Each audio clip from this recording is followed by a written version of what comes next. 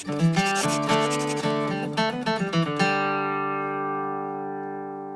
what's up everyone? How y'all doing? So today we're doing something just a little bit different. I know I say that a lot, but basically I was thinking, hey, I should do another lick video because it's been a while since I did a collection of licks. I know that I've done 10 advanced licks, 10 beginner licks, 10 around the horn licks, 10 advanced licks for the D chord. Then I've done some other ones like that specific Tony Rice lick or how Tony plays in A minor. I'm sure there's more that I'm not thinking of, but I've done a lot of videos about that. It's just been a little while since I've done another one. So I was going to sit down and I was going to write a bunch of licks, but then I remembered, hey, I write new licks every day for my account on Instagram called Jazz and Grass. Now, I've mentioned this account at the end of just about every video, but I've yet to really include it in a video that I do here. What Jazz and Grass is it's an account I run with my buddy Lyman Lipke. He's a wonderful jazz guitar player. And every single day we take a stab at recording a new lick with tab and just releasing it to everyone on Instagram. It's been doing really good lately. We're about to crack 600 followers and we're really close to hitting 100 posts. I post on Mondays, Wednesdays, and Fridays, and Lyman posts on Tuesdays, Thursdays, and also on Fridays every single weekday. Now we don't post on the weekend because on the weekend we actually record a podcast called the Jazz and Grass Podcast where we just talk about music. On weeks when I don't post videos, this is a really good way to get a little more bluegrass out of me. You can always find me on the Jazz and Grass Instagram page. You can always find me on the Jazz and Grass Podcast. It's just a little more content for you to gobble up. Anyway, let's get into this. Oh, one more thing I did want to say. I want to say a special hello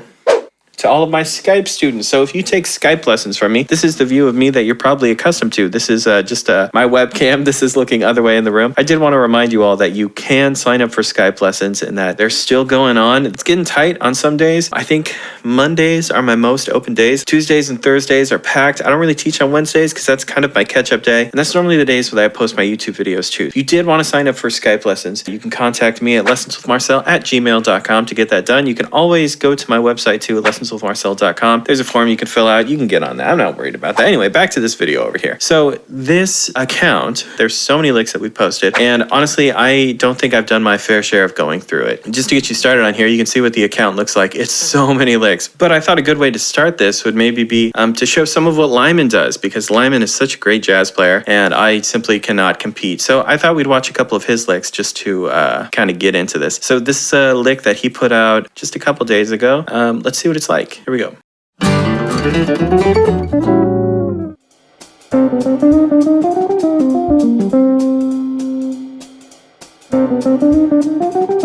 As you can see, that's probably nothing that I would ever play. That is not me. That's not what I do. But but it's good. I should probably look at more of these and try to copy more of them. Let's watch one more, man. These are so cool.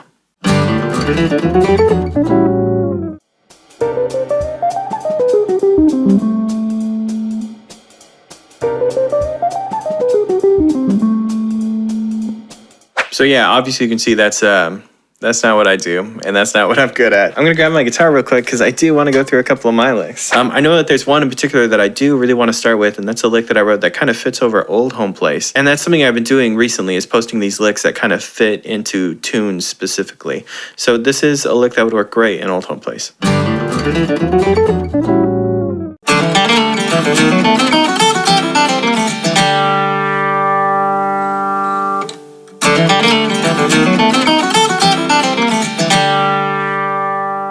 Right, total Old Home Place lick. That B7 to C really sounds like Old Home Place. So yeah, if I had to talk about this lick, what's really cool here is not what happens over the G chord or what happens over the C chord even, but what happens over that B7 chord, of course. Now, if you've ever played a diminished arpeggio, diminished chord being, right, one of those bad boys, we don't see them a lot in bluegrass, but they look like this.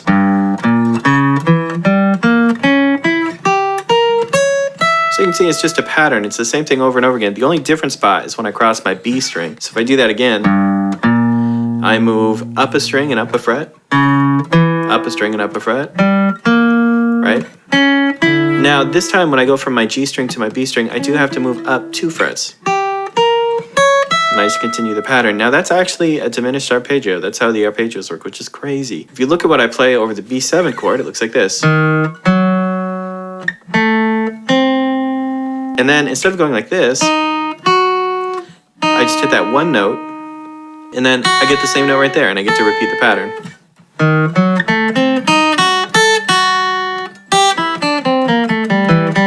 Right? right? So if I go through the whole lick now, what I do over the G chord is something we've seen a lot of. That flat third, instead of resolving it up, which you can still do in this lick if you wanted to, I resolve it down to the second. And then I do my diminished arpeggio. From there I have a leading tone into the fifth of the C chord.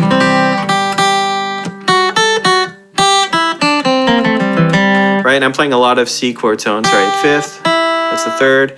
Instead of going straight to the root, I play the second and then to the root, also super standard. I play the flat 7, that B flat note that we encountered earlier, also super standard to include. I get out of it over the G chord. It's a nice little lick. I wish I knew about this sooner and included it into my playing earlier. Anyway, let's move on. Let's do another one. So yeah, here's another lick that definitely fits over a specific song, and it's Sitting Alone in the Moonlight. And you can just hear from the chord progression that it's that tune.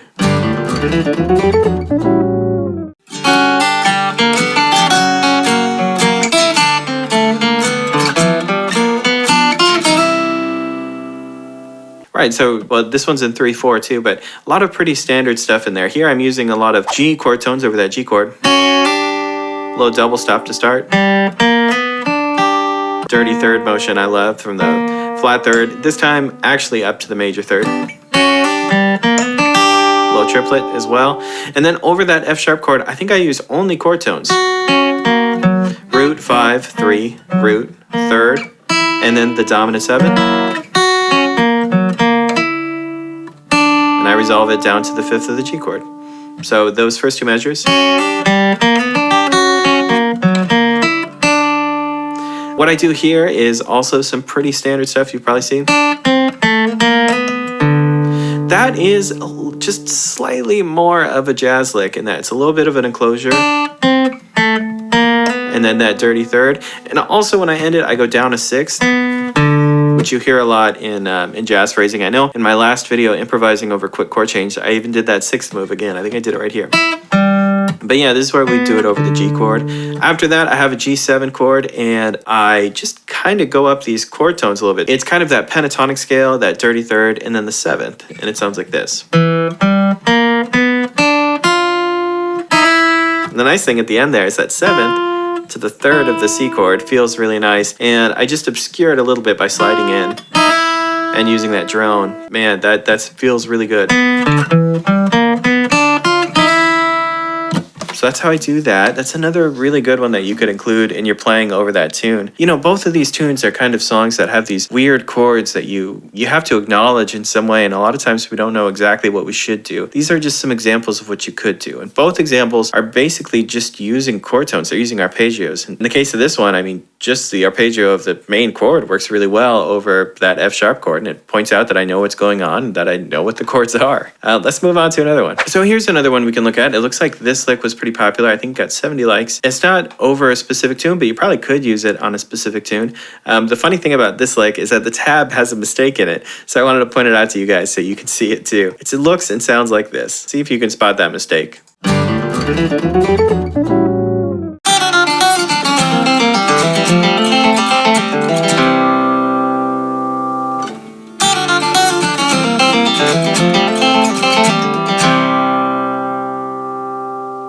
Alright, so that mistake, if you didn't catch it, it's that over that F chord, I only have 7 notes in that measure, and it needs 8 for it to have a full measure of 8 notes, and I just left off a little pull-off. I don't know how that happened, but just a funny little mistake. If I go through that lick, you can see that there's some really standard stuff happening over the G7. I'm walking from the root down to that dominant 7, so that's G, F sharp, F, right? And that's what really drives home that it's a G7 chord. After that, I go back up, I do a little pull-off, pretty standard Tony Rice stuff, this kind of thing.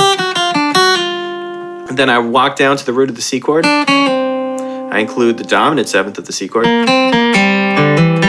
All chord tones. Now when I get to that F chord,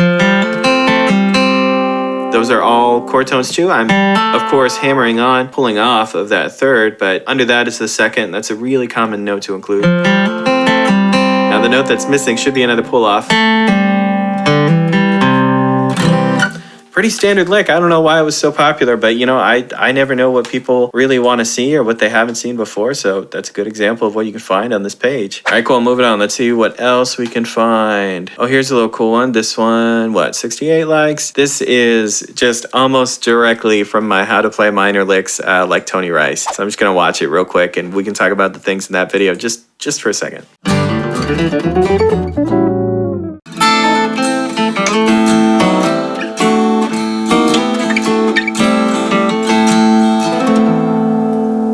All right, cool. So if we're looking at that again, of course, right here, that's that blue note, that's that flat 5 that Tony loves to include in this minor stuff, and it's really cool in this little double stop.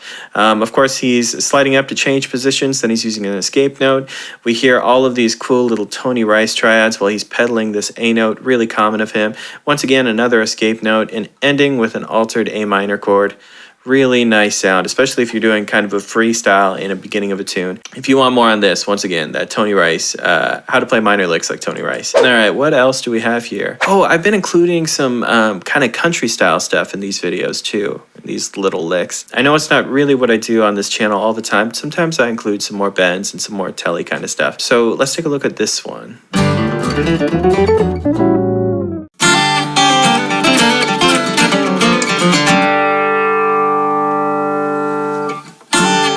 It's kind of out of the Tony Rice playbook too. I'm not going to deny that this sounds pretty Tony-like too. But you can see it's got so many double stops in there. I want to point out in this one that in the very beginning, on those first 2 double stops, that I am using my middle finger. Then for the rest of them, I'm actually strumming them. So it's kind of a sloppy technique, right? I'm purposely hitting 2 strings with my picking. Which is a motion we don't see a lot in bluegrass.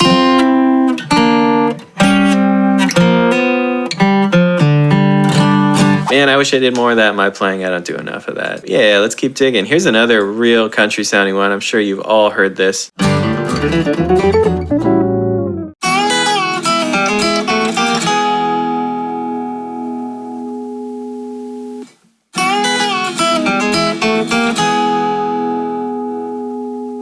I've talked about it before in my videos, but remember, if you want to bend, you're going to have multiple fingers on your strings. You're going to have to push real hard if it's on an acoustic guitar. If you watch this video closely, you can see really how high I have to push that string just to get it in tune. And don't feel like you're going to nail that on the first try, because bending on an acoustic instrument is very tough. All right, cool. Let's dig a little deeper. Let's see if we can find something maybe a little bit older. Oh, and if you're fans of the original lick series, if you look closely, I'm sure you can spot some of the ones that are from previous lick series, and you can point them out and tell when I'm cheating. I'm using stuff that I've written before. How lazy is that? Yeah, there is one lick in here that I'm kind of looking for that's more of a floating lick. Ah, here it is.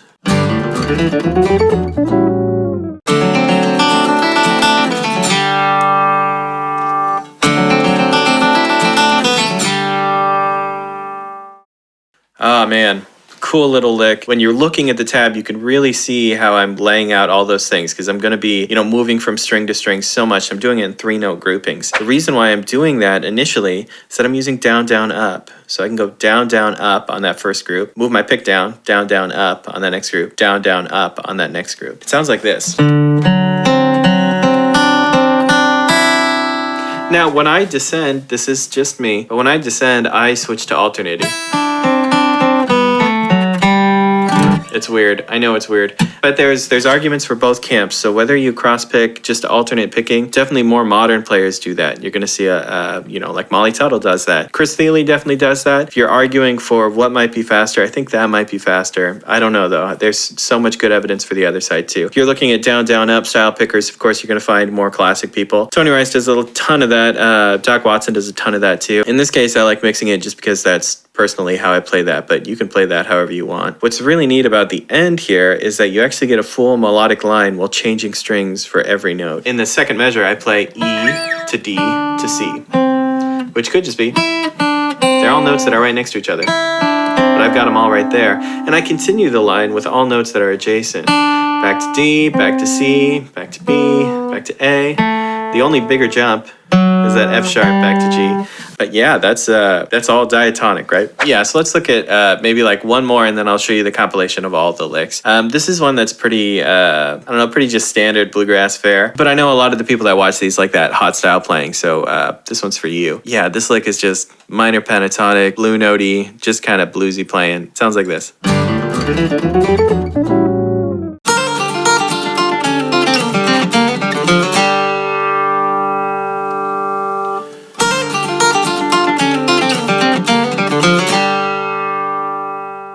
Yeah, so you can see a lot of things that I've talked about in my previous videos. Of course, we're turning a triplet into a hammer-on and a pull-off. That's my triplet lick series. You can find out a lot more about that. This is a lot of minor pentatonic stuff. Here, I'm shifting with slides. You're gonna hear, talk about shifting with slides, definitely in that Minor Licks by Tony Rice video. Of course, this is a little rock step where I rock back and forth. I think I've talked about that in almost every lick video, man. It comes up so much. Of course, that minor third into the major third, and then ending with that slide right there. These are all things that have come up before, so definitely dig deep if you want to find out any more about those things. But yeah, I think I'm going to call it there because I feel like I hit the majority of these. So right after this is going to be the compilation of just all the licks that I posted, maybe in the last month, let's say. So this is going to be for the month of May, yeah? So I hope you enjoy that.